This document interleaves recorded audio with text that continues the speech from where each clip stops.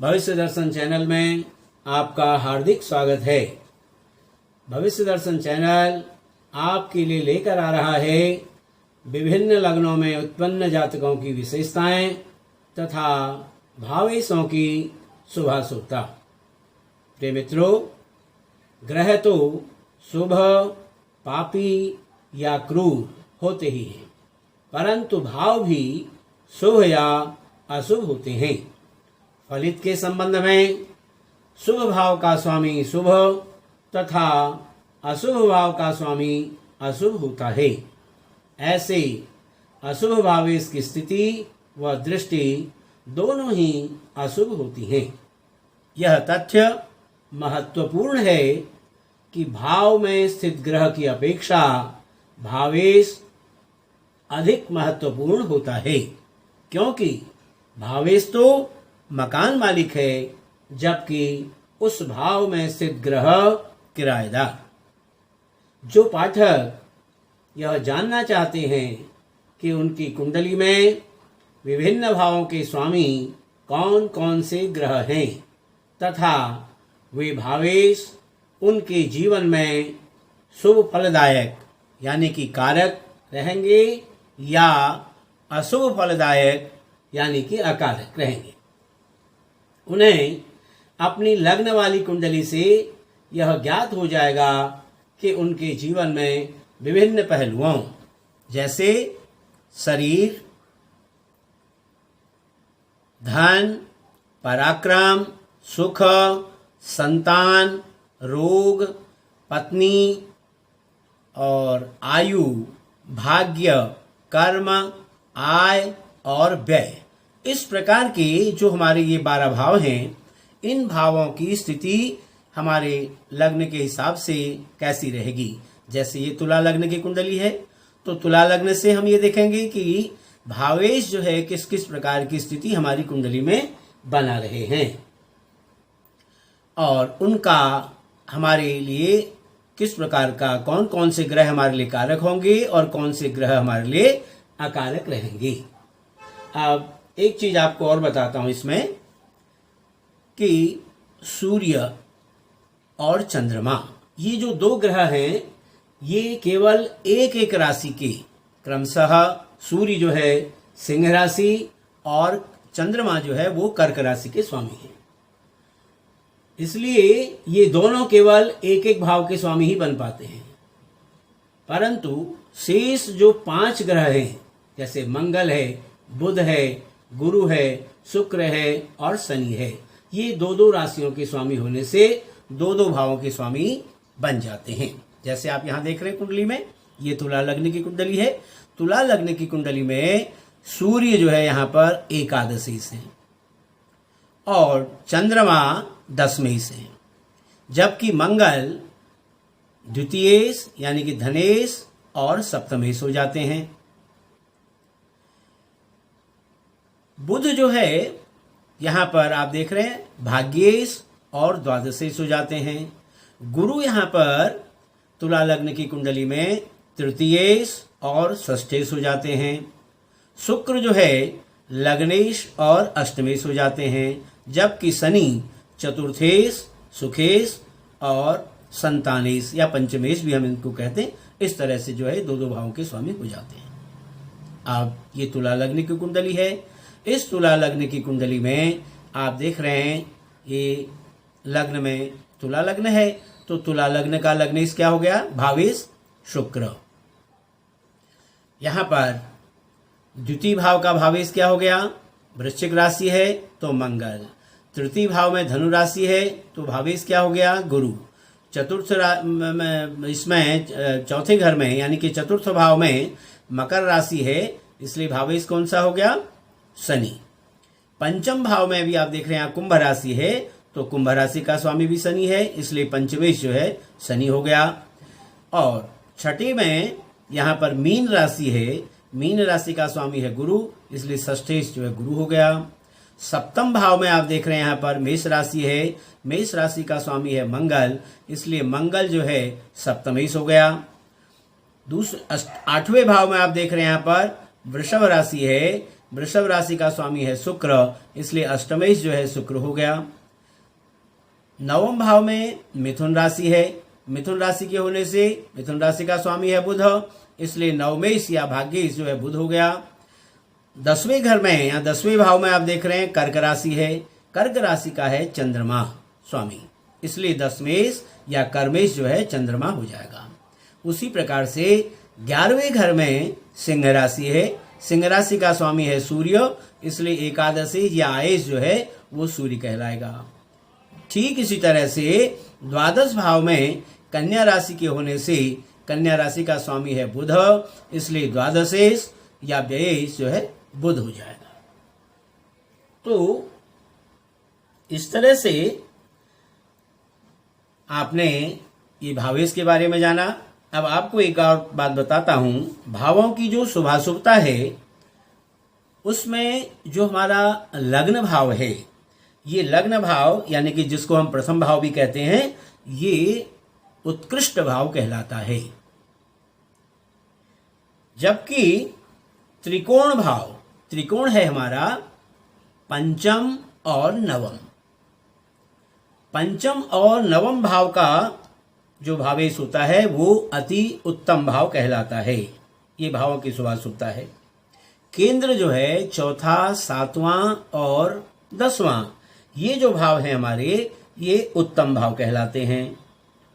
द्वितीय भाव जो है ये तटस्थ भाव कहलाता है, और तीसरा और 11वां यानी कि तृतीय भाव और एकादश भाव ये हमारे मध्यम भाव कहलाते हैं। जबकि त्रिक भाव, त्रिक भाव क्या है? छठा, 8वां और 12वां, ये हमारे कुंडली के अशुभ भाव कहलाते हैं। अब भावेशों की शुभाशुभता के बारे में आपको बताना चाहता हूं कि लग्नेश जो होता है वो हमेशा शुभ होता है। इस लग्न को हम लग्नेश भी कहते हैं, प्रथमेश भी कहते हैं, ये केंद्र भी कहलाता है और त्रिकोण भी कहलाता है। तो लग्नेश जो होगा जिस भी कुंडली में होगा, चाहे वो सौम्य ग्रह हो चाहे वो पापी ग्रह हो, वो हर प्रकार से शुभ रहता है। दूसरा नियम कहता है पंचम और नवम भावों के स्वामी यानी कि त्रिकोण के स्वामी कोई भी ग्रह हो, चाहे वो पापी ग्रह हो चाहे वो सौम्य ग्रह हो, शुभ फलदायक होते हैं। तीसरा नियम क्या कहता है? शुभ ग्रह केंद्रे सोने से, जैसे यहां पर देख रहे हैं चौथे घर में शनि है, ये पापी ग्रह है। सप्तमेश जो है मंगल है, ये भी पापी ग्रह है। जबकि चंद्रमा दशमेश होने से ये सौम्य ग्रह है। तो ऐसी स्थिति में कुंडली में यदि चौथे घर में, 7वें घर में और 10वें घर में शुभ ग्रह यदि केंद्रित हो जाएं तो इनके शुभ फलों में न्यूनता आ जाती है। जैसे यहाँ पर दशमेश चंद्रमा हो गया तो चंद्रमा के शुभ फलों में न्यूनता आ जाएगी। दूसरा नियम क्या कहता है कि पापक ग्रह केंद्रित होने से, यानी पाप ग्रह यदि केंद्र के स्वामी हो तो वो अशुभ फल नहीं देती। अब जैसे यहाँ इस तुला लग्न की कुंडली में चौथे का स्वामी जो है चतुर्थेश है शनि, पापी ग्रह है, और सप्तमेश है मंगल, ये भी पापी ग्रह है। इसलिए ये पापी ग्रह होने से अपने पापत्व को खो देंगे, यानी कि शुभ फलों की वृद्धि करेंगे। जबकि यहाँ पर चंद्रमा शुभ ग्रह होने से अपने शुभत्व को खो देगा। इस बात को हमें खास तौर पर कुंडली के फल कथन में विशेष रूप से ध्यान रखना चाहिए। अब हम बात करते हैं कुंडली के जो हमारा लग्न भाव है, तुला लग्न की जो जातक हैं उनकी विशेषताएं क्या है, इस बात पर हमें गौर करना है। तुला लग्न या राशि में जो जन्मे जातक हैं, सामान्यतया इनका शरीर बड़ा संतुलित होता है और आकर्षक होता है। इनकी नाक तीखी होती है, इनका मस्तिष्क भी संतुलित होता है, इसलिए ये विचारशील होते हैं। किसी भी विषय पर पर्याप्त विचार करने के उपरांत ही निर्णय लेते हैं। तुला राशि का जो प्रतीक है वो है तराजू, इसलिए प्रतीक तराजू होने से इन जातकों की न्यायप्रियता उल्लेखनीय होती है। ये सुखद व मेल जोल वाला जीवन पसंद करते हैं। अब ये जो तुला राशि है ये है चर राशि। तो चर राशि होने से जातक अपनी दिनचर्या में परिवर्तन करते रहते हैं। ये शांति प्रिय होते हैं, इसलिए शीघ्र ही लोकप्रिय हो जाते हैं। इनकी कल्पना शक्ति उच्च कोटि की होती है। इनका झुकाव अध्यात्म की ओर होता है। ये झूठे प्रदर्शन में विश्वास रखते हैं। ऐसे जातकों के लिए व्यापार, वाणिज्य, वकालत, निर्माण कार्य, लेखन तथा विक्रय प्रतिनिधि अच्छे व्यवसाय हैं। इनका दाम्पत्य जीवन सुखकर होता है, क्योंकि लग्नेश जो है शुक्र है। शुक्र जो है अपने सप्तम भाव को पूर्ण दृष्टि से देखता है, जो हमारी पत्नी का भाव है। इसलिए ऐसे जातकों का जो दाम्पत्य जीवन है बहुत ही सुखकर होता है। ऐसे जातक धार्मिक प्रवृत्ति के होते हैं। इनका स्वभाव गंभीर होता है तथा इनमें अनुशासन की पर्याप्त भावना होती है। ये सत्यवादी तथा परोपकारी होते हैं। इस प्रकार के जातक अपने आप को वातावरण के अनुसार ढालने में दक्ष होते हैं। ये महत्वाकांक्षी होते हैं। दूसरों के मन की बात आसानी से जान लेते हैं। इनमें वैराग्य की भावना अधिक होती है। अब यहाँ पर ये तो रही बात हमारी लग्न के स्वामी की, यानी कि तुला लग्न में जन्म लेने वाले जातकों की। अब हम बात करते हैं जो तुला लग्न में जन्म लेने वाले जातक हैं उनकी भावेशों की शुभाशुभता के बारे में। जैसे यहाँ पर तुला लग्न है, सबसे पहले हम लेंगे सूर्य। तुला लग्न की कुंडली में सूर्य एकादशेश हो जाती है। तो अब आप यहाँ देख रहे हैं कि त्रि, षट और आय, तीसरे घर का स्वामी, छठे घर का स्वामी और 11वें घर का स्वामी जो है वो कुंडली में अकारक हो जाता है, अशुभ हो जाता है। इसलिए हम ये कह सकते हैं कि तुला लग्न की कुंडली में सूर्य जो है अकारक की भूमिका को अदा करेंगे। अब आती है बात चंद्रमा की। तुला लग्न की कुंडली में चंद्रमा दशमेश, केंद्रेश भी कैसे हम इसको कह सकते हैं। तो केंद्रेश होने से, जैसे आपको नियम बताया कि शुभ ग्रह यदि केंद्रेश होंगे तो उनके शुभत्व में कमी आ जाती है। ये केंद्राधिपत्य दोष से दूषित है। अतः इस कुंडली में चंद्रमा भी अकारक रहेगा।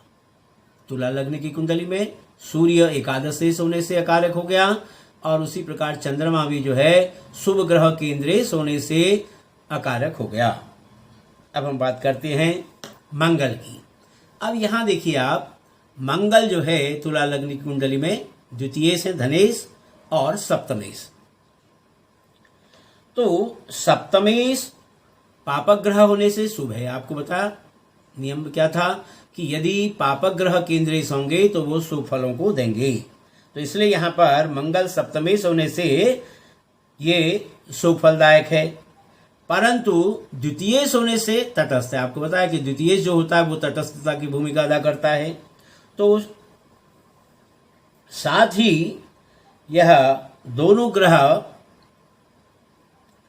मारक भाव के स्वामी भी है, यानी सप्तमेश मंगल और द्वितीयेश मंगल जो है ये मारक भाव के स्वामी हो गए। इसलिए इस कुंडली में जो है ये मंगल जो है वो प्रबल मार्किस की भूमिका को अदा करेगा, लेकिन अन्य क्षेत्रों में तटस्थ रहेगा।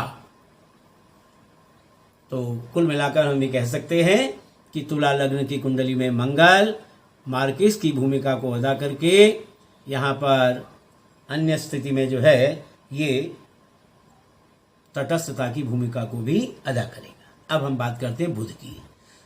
इस कुंडली में तुला लग्न की कुंडली में आप देख रहे हैं बुध जो है भाग्येश भी हैं, नवमेश और द्वादशेश भी हैं। तो यहाँ पर बुध के द्वादशेश के बजाय भाग्येश के रूप में फल ज्यादा देंगे। जैसे कि आपको नियम बताया था कि त्रिकोण के स्वामी कोई भी ग्रह हों, चाहे वो सौम्य ग्रह हों चाहे वो पापी ग्रह हों, वो हर प्रकार से शुभ फल प्रदायक रहेंगे। अब यहाँ पर आपने देखा कि बुध जो है एक तो भाग्येश हो गए और एक हो गए द्वादशेश।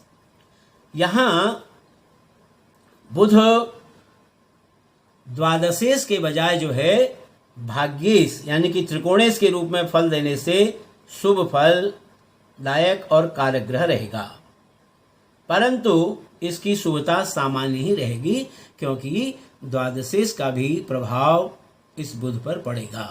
इसके कारण जो है बहुत ज्यादा ही जो है उत्तम रहेगा ऐसा हम नहीं कह सकते क्योंकि शुभता में न्यूनता आ जाती है। अब हम बात करते हैं गुरु की। अब गुरु यहां देख रहे हैं तुला लग्न की कुंडली में तृतीय से और षष्ठी से। तो अब यहां पर तो त्रि षट और आय हो गया और दूसरा जो है 6, 8 और 12 ये त्रिक भाव भी हो गया। अब यहां पर त्रिषडायेश और त्रिकेश के कारण गुरु जो है प्रबल अकारक की भूमिका को अदा करेंगे क्योंकि गुरु यहां पर तीसरे घर का स्वामी, आपको बताया तीसरे घर का स्वामी, छठे घर का स्वामी और 11वें घर का स्वामी अकारक होता है। ठीक उसी प्रकार से त्रिक भाव का स्वामी भी अकारक है, अशुभ है, छठे घर का, 8वें घर का और 12वें घर का। तो गुरु को 2 प्रकार का दोष लगा, एक तो त्रिषट आय का और दूसरा जो है त्रिक भाव का। इसलिए तुला लग्न की कुंडली में गुरु पूर्ण रूप से अकारक रहेंगे, प्रबल अकारक हम जिसको कह सकते हैं। अब हम बात करते हैं शुक्र की। अब यहां पर देख रहे हैं आप तुला लग्न की कुंडली है। तुला लग्न की कुंडली में शुक्र जो है वो लग्नेश हो जाते हैं, प्रथमेश हो जाते हैं और अष्टमेश भी हो जाते हैं। लग्नेश की शुभता से यहां पर अष्टमेश की जो अशुभता है वो नष्ट हो जाती है। इसलिए शुक्र जो है कारक एवं शुभ रहेगा। आपको बताया कि लग्न का स्वामी जो होता है लग्नेश वो हमेशा उत्कृष्ट, आपको बताया था कि उत्कृष्ट रहता है, इसलिए इसकी उत्कृष्टता में अष्टमत्व का जो ये दोष है ये समाप्त हो जाएगा। इसलिए ऐसा जो जातक है वो स्वस्थ रहेगा, दीर्घायुवान होगा, बुद्धिमान होगा और धनवान होता है। जब जब तुला लग्न की कुंडली में शुक्र की दशा अंतर्दशा आएगी, ऐसी स्थिति में यह जातक को स्वस्थ रखेगा, दीर्घायु बनाएगा, बुद्धिमान बनाएगा और धनवान बनाएगा। अब हम बात करते हैं शनि की। तुला लग्न की कुंडली में शनि जो है चतुर्थेश हैं और पंचमेश हैं। तो ये पंचमेश जो है त्रिकोणेश हो गए और चतुर्थेश जो है केंद्रेश हो गए। अब आपको बताया कि भाई पापी ग्रह यदि केंद्रेश हो जाता है तो वो शुभ फलों की वृद्धि करता है, और दूसरा पंचमेश जो है यानी कि त्रिकोणेश जो है वो कोई भी ग्रह हो, चाहे वो शुभ हो चाहे वो पापी हो, हमेशा शुभ फलदायक होता है। इस प्रकार से यहां पर 2 बातें हो गई। एक तो पंचमेश होने से जो है बहुत शुभ हो गया, लेकिन पापी ग्रह चतुर्थेश होने से भी जो है शनि में और शुभता आ गई। इसलिए हम कह सकते हैं इस कुंडली में शनि प्रबल कारक रहेगा। ऐसा जातक सदाचारी रहेगा, यशस्वी रहेगा तथा समाज द्वारा सम्मानित होता है। इस प्रकार से हम ये कह सकते हैं कि तुला लग्न के जातकों के लिए बुध, तुला लग्न के जातकों के लिए बुध, शुक्र और शनि ये कारक रहेंगे। सूर्य, चंद्रमा और गुरु ये अकारक रहेंगे, जबकि मंगल तटस्थ भावेश की भूमिका को अदा करेगा। प्रिय मित्रों, यह था तुला लग्न में उत्पन्न जातकों की विशेषताएं एवं भावेशों की शुभाशुभता के बारे में। आशा है आपको यह वीडियो अच्छी लगी होगी। यदि आपको यह वीडियो अच्छी लगी हो तो आप हमारी वीडियो को लाइक करें, शेयर करें और हमारे चैनल को सब्सक्राइब करना भी न भूलें। फिर इसी प्रकार की नई वीडियो लेकर के आपके सामने उपस्थित होंगे। तब तक के लिए आप सभी का हार्दिक धन्यवाद।